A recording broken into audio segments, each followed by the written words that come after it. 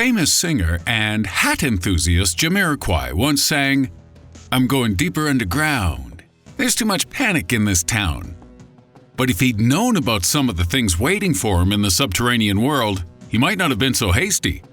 For beneath our feet, there are the remains of many strange terrors, including plague victims, chemical warfare, and giant kangaroo skeletons, as you'll see for yourself in our list of the 7 scariest archaeological discoveries.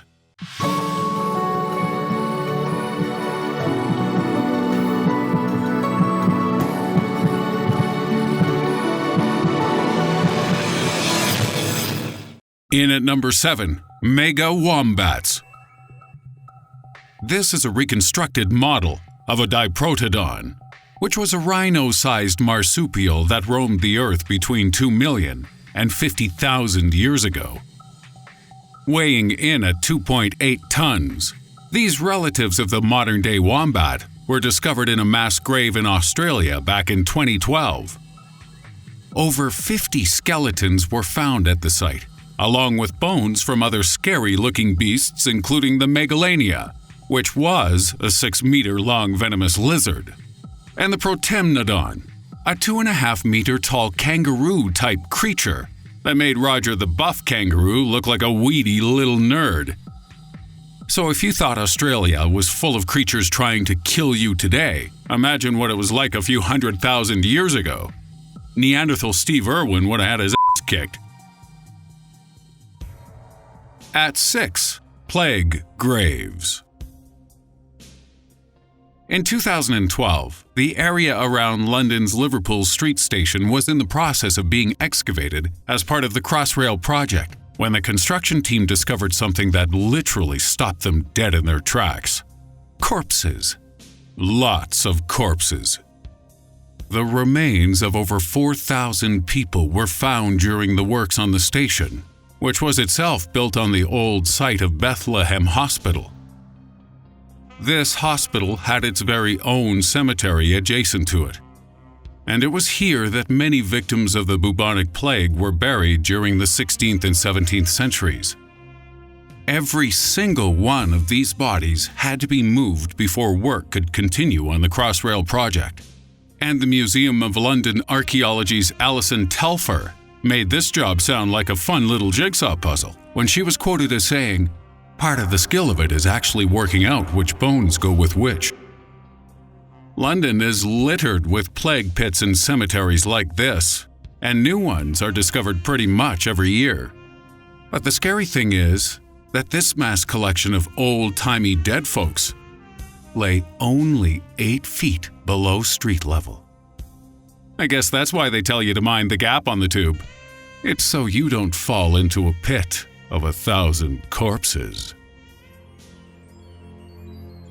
At 5, that's handy! At least when they excavated London Liverpool Street, they had a heap of full corpses to work with. But when a 3,600-year-old palace was dug up in the Egyptian city of Avaris, all the archaeologists found were hands. Right hands, to be exact, and pretty big ones, too. In 2012, a total of 16 right paws belonging to adult males were discovered in the grounds of a palace which once belonged to King Khayan of the West Asian Hyksos people. It is thought that this heap of old-fashioned self-pleasure devices was evidence of the ancient practice of hand tribute, whereby the vanquished soldiers of an army would have their right hands chopped off by the victors. The soldiers would then exchange their enemies' hands for a sum of gold from the king, as this was seen as a symbolic way of obliterating an enemy army's strength for good. I'm not so sure that's the whole story. I got a sneaky suspicion that old King Khayan also liked himself a little stranger danger. He looks the type. At 4, Bathhouse Babies. This next entry is gruesome because of what the archaeologists found, and also what they didn't find. In 1903, the fantastically named Alfred Heneage Cox discovered the remains of 103 people beneath an old Roman villa in Hambledon, England. Of these 103 people, 97 of them were infants, and most were boys. In 2014, another Roman baby burial site was discovered by the equally well-named Ross Voss in Ashkelon, Israel, where a further 100 infant skeletons were discovered on the site of an old bathhouse.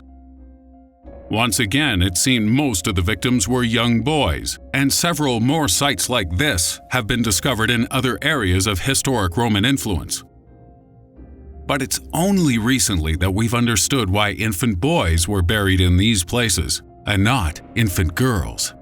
It's because these establishments were most likely brothels.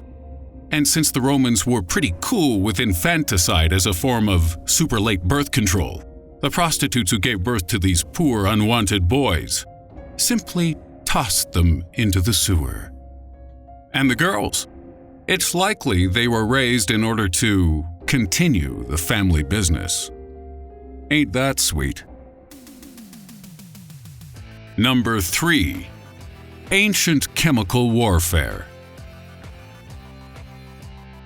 In 1933, French archaeologist Robert du Mesnil du Buisson was investigating the remains of a Syrian battlefield where the Persian and Roman armies fought in 256 AD.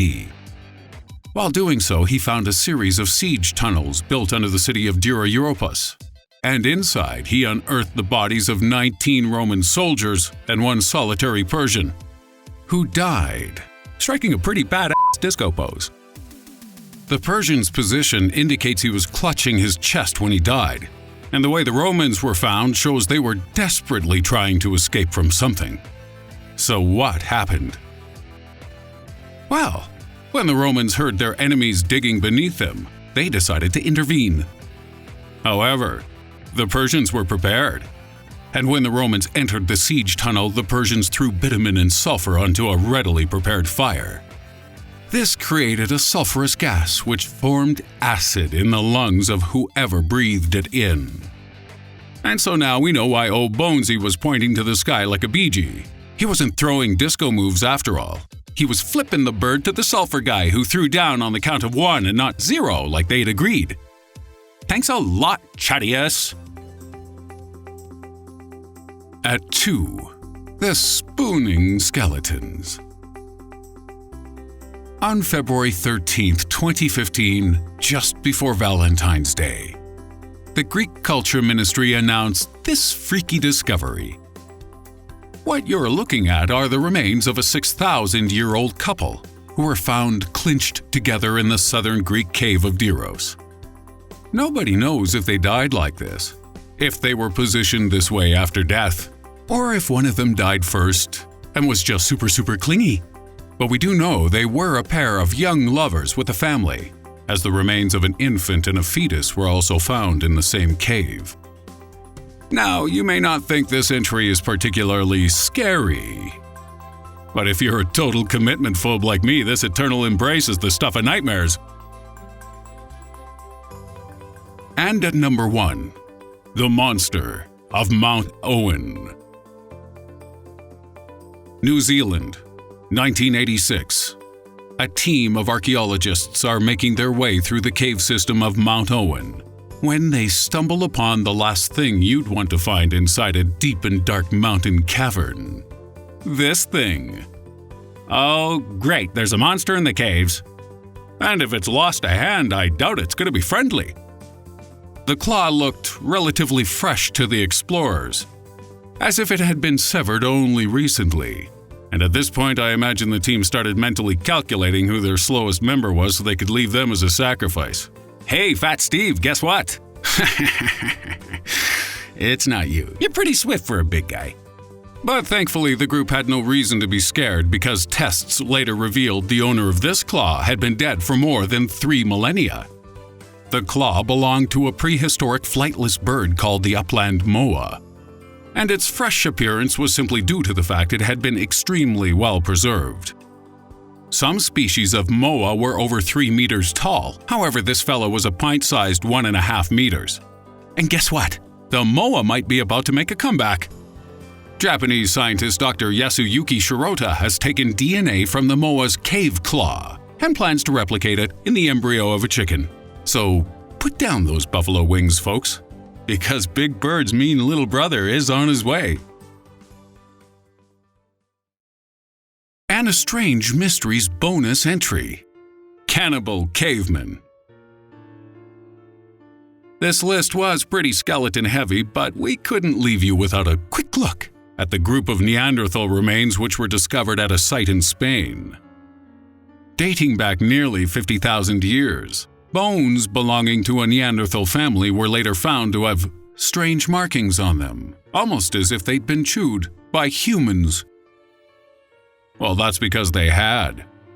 6 adults, 3 teens, 2 kids and a baby were seemingly attacked by another group of Neanderthals who invaded their cave, ate their flesh, and broke open their bones to suck out the marrow. They even consumed the baby Neanderthal. But since they were Spanish, I guess that counts as tapas. I'd be full after like 1.5 at most. And that's our list. Do you enjoy hearing about scary stuff found inside things? Then great, because while we work on researching the worst things discovered inside Kinder eggs and the 10 most shocking horses found inside other horses, we've got this video on 5 terrifying and creepy things found frozen in ice for you.